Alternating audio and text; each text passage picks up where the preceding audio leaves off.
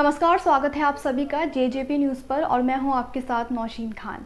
असदुद्दीन ओवैसी रविवार को कानपुर पहुंचे। उन्होंने एक रैली को संबोधित करते हुए कहा कि भारत में पहले शादियों में मुसलमानों से बैंड बाजा बजवाया जाता था, लेकिन उन्हें शादी के अंदर नहीं जाने दिया जाता था। राजनीति में भी मुसलमानों की स्थिति ऐसी ही है। ओवैसी ने कहा कि समाजवादी पार्टी के प्रमुख अखिलेश यादव मुसलमानों के हक में नहीं बोलते हैं।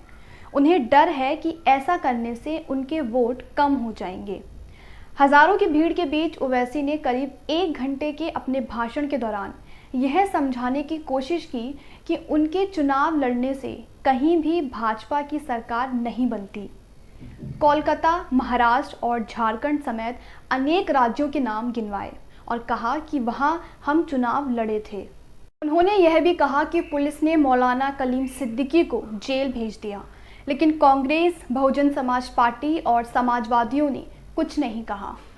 उन्हें इस बात का डर है कि उनके वोट कम ना हो जाएं। कानपुर के लोगों को कोविड की दूसरी लहर में ऑक्सीजन नहीं मिली थी, लेकिन बीजेपी को ऑक्सीजन बंद करनी है। कुंभ मेले के कारण चमड़े के कारोबार को बंद कर दिया गया, जबकि पहले सिर्फ 3 दिन के लिए काम बंद कराया जाता था। ओवैसी ने कहा कि उत्तर प्रदेश के मुस्लिमों को तय करना होगा कि 2022 में वो सिर्फ वोट डालने वाले बनेंगे या नेता बनेंगे।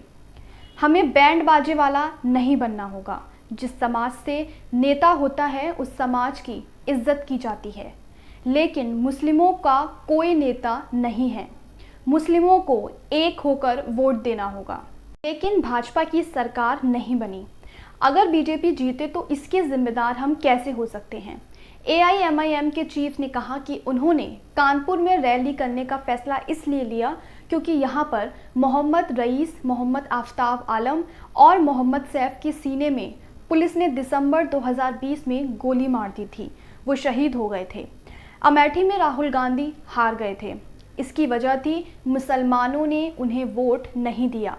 केरल के वायनाड में राहुल जीत गए क्योंकि मुसलमानों ने उन्हें वहां वोट दिया था। CAA के कानून को काला कानून बताकर संसद में बिल फाड़ दिया। UAPA बिल का भी विरोध किया। कांग्रेस और समाजवादी पार्टी ने इस बिल का समर्थन किया था। ओवैसी ने कहा कि मुस्लिम नहीं जागे तो नुकसान होगा। आपको बता दें कि AIMIM ने उत्तर प्रदेश की 100 विधानसभा सीटों पर चुनाव लड़ने का ऐलान किया है। ओवैसी की पार्टी ने 2017 में उत्तर प्रदेश विधानसभा चुनाव में 38 सीटों पर अपने प्रत्याशी उतारे थे, लेकिन उसे एक भी सीट नहीं मिली थी। हालांकि बिहार में हुए पिछले विधानसभा चुनाव में उसे सीमांचल की 5 सीटों पर जीत हासिल हुई थी। इससे उनकी पार्टी उत्साहित है और उत्तर प्रदेश में भी उनकी कामयाबी नजर आ रही है। आज के लिए बस इतना ही। जेजेपी न्यूज़ की और वीडियोस देखने के लिए चैनल को सब्सक्राइब करें। अगर हमें आप फेसबुक पर देख रहे हैं तो पेज को लाइक करें।